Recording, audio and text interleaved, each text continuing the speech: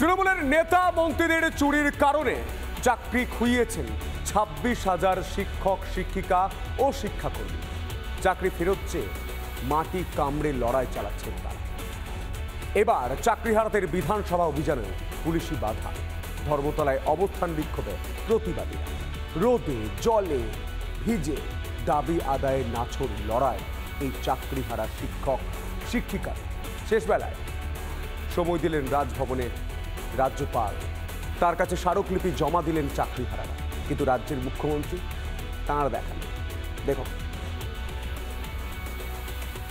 5 দফা দাবিতে আমরা বিধানসভায় যাব। আমরা যে কোনো রকম আন্দোলনের জন্য প্রস্তুত।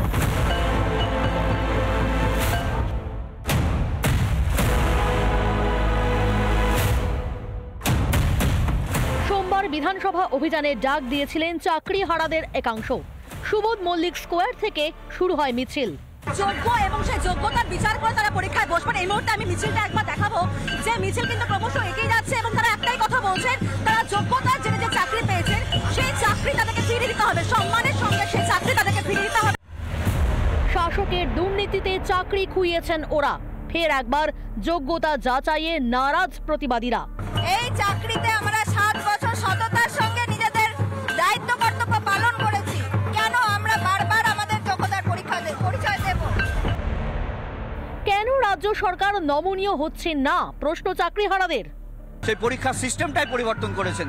যারা 2016 প্যানেলে চাকরি হারিয়েছিলেন তাদেরকে নিয়েই পরীক্ষা ব্যবস্থা হওয়ার কথা ছিল, কিন্তু উনি কি করেছেন, সবাইকে গুলিয়ে দিয়েছেন, সবাইকে একত্রিত করে যাতে পরীক্ষা ব্যবস্থা না পদ্ধতি হয় এবং কেস হয় সেটাই উনি আক্ষরিক করতে চান।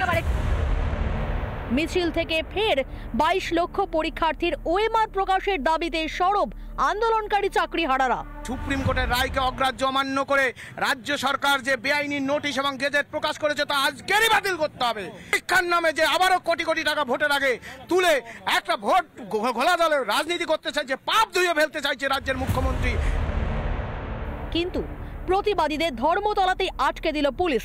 বৃষ্টি ভেজা রাজপথেই বসে পড়েন চাকরিহারারা। চরম গরম ছিল, তখন তারা আন্দোলন চালিয়ে গেছেন।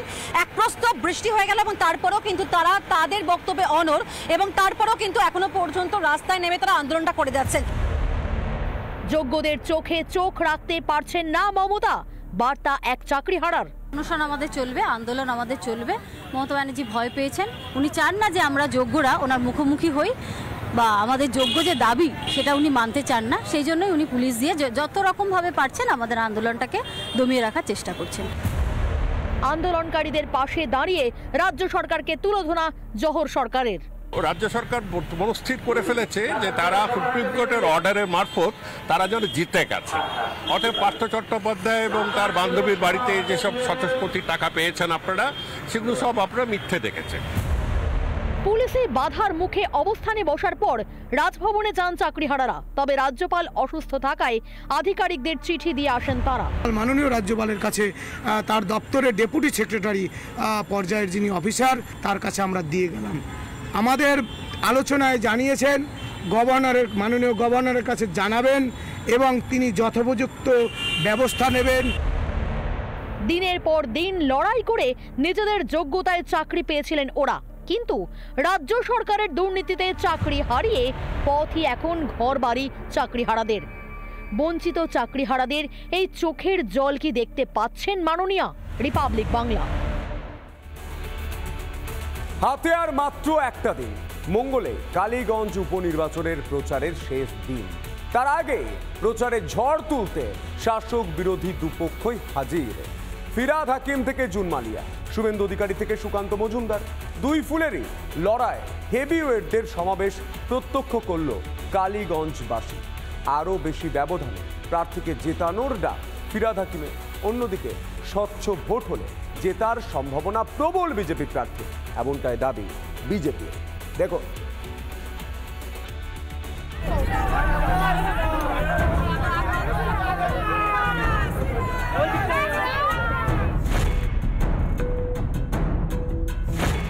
হাতে আর মাত্র কটা দিন, 19 জুন কালীগঞ্জে বিধানসভা উপনির্বাচন। তার আগে দম ফেলারও ফুরসত নেই শাসক বিরোধী দুপক্ষের। এই নির্বাচনে রাজ্যের বিরোধী দল বিজেপি তিনি বা তারা কিন্তু আসন পেতে মরিয়া। ইতিমধ্যেই রাজ্যের বিরোধী দলনেতা শুভেন্দু অধিকারী, রাজ্য সভাপতি সুকান্ত মজুমদার সহ একাধিক বিজেপির প্রথম সারির নেতা নেতৃত্ব নির্বাচনী প্রচার করছেন। প্রচারে এসে একাধিক ইস্যুতে তৃণমূলকে বিঁধলেন বিজেপি নেতৃত্ব।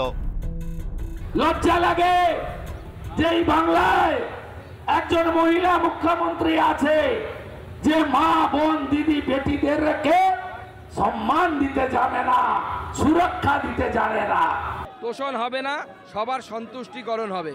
তো বিজেপির নীতিতে আসুন, আপনার উন্নয়ন হবে, আপনার বাড়ির ছেলে ডাক্তার, ইঞ্জিনিয়ার এসব হবে। স্বচ্ছভাবে ভোট হলে মানুষ দুর্নীতির বিরুদ্ধে মুখ খুলবে বলে আশাবাদী বিজেপি প্রার্থী। তৃণমূলের ওপর ক্ষুব্ধ, ওদের সিন্ডিকেট, ছিনতাই, রাহাজানি এবং বন্ধ সুগার মিল, বেহাল স্বাস্থ্য ব্যবস্থা, বেহাল রাস্তাঘাট এবং কর্মসংস্থান নেই, যার জন্য মানুষ ক্ষিপ্ত এদের প্রতি। মঙ্গলবারই প্রচারের শেষ দিন, তার আগে পুরোদমে মাঠে নেমে পড়ল শাসক দল। সোমবার কালীগঞ্জে দলীয় প্রচার সারেন ফিরহাদ হাকিম, জুন মালিয়ারা। আমি কখনো বলবো না যে আমার সম্প্রদায়ের মানুষ আরিফা তাইতাকে ভোট দাও না, আমাদের কাজের ওপরে ভোট হবে, মমতা ব্যানার্জির কাজের ওপরে ভোট হবে, মমতা ব্যানার্জির যে নিরিখে যে উন্নয়ন হয়েছে উন্নয়নের ওপরে ভোট হবে। উপনির্বাচনের কাজকর্ম খতিয়ে দেখতে নদিয়ার কালীগঞ্জে আসেন নির্বাচন কমিশনার মনোজ কুমার আগরওয়াল। সোমবার নদিয়ার জেলা শাসক সহ সকল সরকারি আধিকারিকদের সঙ্গে নিয়ে নির্বাচনী কর্মকাণ্ড খতিয়ে দেখেন তিনি। নদিয়া থেকে পলাশকান্তি মণ্ডল, রিপাবলিক বাংলা। নানা ধরনের কন্টেন্ট দেখার জন্য লাইক করুন, শেয়ার করুন আমাদের ফেসবুক পেজ, সাবস্ক্রাইব করুন আমাদের ইউটিউব চ্যানেল। পাশাপাশি অন্যান্য ব্রেকিং নিউজের জন্য অবশ্যই চোখ রাখুন রিপাবলিক বাংলায়।